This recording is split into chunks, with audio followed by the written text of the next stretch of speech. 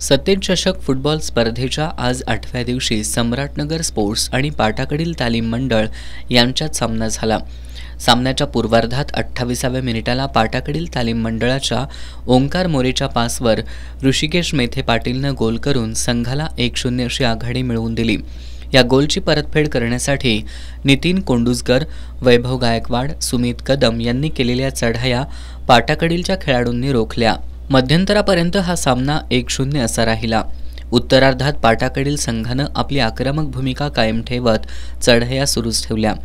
प्रथमेश हेरेकर, ओंकार माने आणि आदित्य कल्लोळी यांनी मारलेले जोरदार फटके सम्राटनगर स्पोर्ट्सचा गोलरक्षक उत्कर्ष देशमुख यांना रोखले।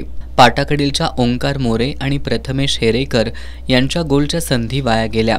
सामन्याच्या 48व्या मिनिटाला ओंकार मोरेच्या पासवर प्रथमेश हेरेकरनं गोल करून संघाला 2-0 अशी आघाडी मिळवून दिली।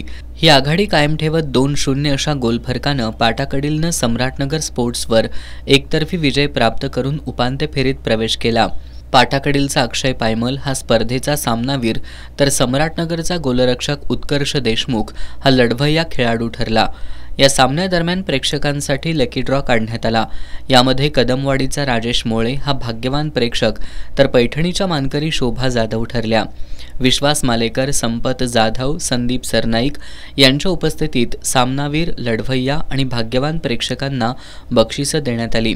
योगेश हिरेमठ, अभिजित गायकवाड, राहुल तिवले, प्रदीप साळुंखे यांनी पंच म्हणून काम पाहिलं तर विजय साळुंखे यांनी निवेदक म्हणून काम पाहिलं। उद्या खंडोबा तालीम मंडळ विरुद्ध फुलेवाडी फुटबॉल क्रीडा मंडळ यांच्यात दुपारी 4 वाजता सामना होणार आहे।